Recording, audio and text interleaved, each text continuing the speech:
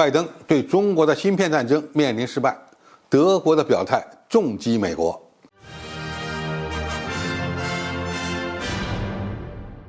观众朋友，大家好，我是付先少。如果我们看待中美在全球范围内的竞争的话，最核心的领域仍然是芯片产业。最近，彭博新闻社称，德国公司将加入美国对华芯片制裁，也就是限制出口用于芯片制造的特种化学品，引发了新的紧张。包括酸碱和溶剂在内的10多种化学品是芯片加工必不可少的，供应中断将削弱中国的制造能力。当前，美国在芯片领域实施的小院高墙战略，只有日本和荷兰加入。日本并没有发布有明显针对中国的政策，而且荷兰公司宣布，对华出口的芯片制造设备仍将大幅度增加。所以，德国政府是否入局非常关键。德方随后证实，并没有相关计划。如果我们整体观察中美最近在外交和商业上的竞争，中国正在获得巨大成功，这有可能导致美国在如何制裁的问题上继续发疯。比如，拜登政府要禁止美国的资本投资中国高科技产业，禁止像阿里巴巴和华为在内的中国云计算公司出口产品等等。美国更大的焦虑来自中国经济的成功，以及其发动的芯片战争所面临的困境。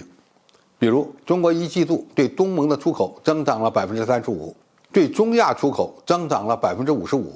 中国现在对全球南方市场的出口比对发达国家市场的出口更多，这也将让美国联合西方国家打压中国的战略变得更不可行。在芯片战争领域，美国对中国的打压正在走向失败。首先，先进制成的芯片与军事能力无关，美国和中国军方都在使用老一代的芯片进行传感、瞄准和处理信息。其次，拜登政府严重低估了成熟芯片技术的重要性，这些技术占到了全球芯片市场的95%。半导体制造商的大部分收入都依赖于成熟的芯片，而中国对国内供应链的大规模投资并未停止。美国切断中国市场，导致西方公司缺乏新投资以及研发的积极性。最后，美国公司和美国的盟友相互之间是否会配合，也存在着疑问。比如，有些 GPU 公司正在推出专门针对中国市场的产品。更残酷的现实是，中国企业仍然可以在全球市场上买到被制裁的高端 GPU， 只不过比现价高出了10%。另外，中国正在突破技术短板。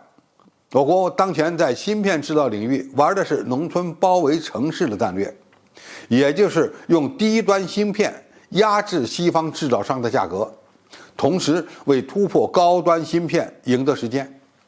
早在3月27日，华为就宣布开发出了自己的芯片设计软件，这代表着美国又失去了一大优势。最新的进展显示，西方芯片制造企业都在想方设法扩大中国的市场。美国半导体设备制造商泛林公司预计2023年对中国的销售额将增加。荷兰芯片光刻巨头也预计今年在中国的销售额将有所增长。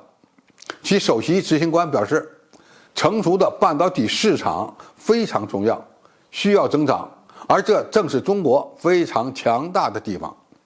所以，有关德国宣布对半导体化学品发出禁令的传闻并不存在，证明美国的芯片战争没有未来。但是，基于中国在各个方向所获得的巨大成功，美国人还会制造各种各样的办法来破坏中国的进步。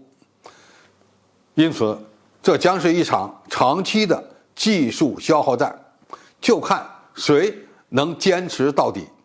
好，今天评述就到这里，谢谢大家收看，我们下期再见。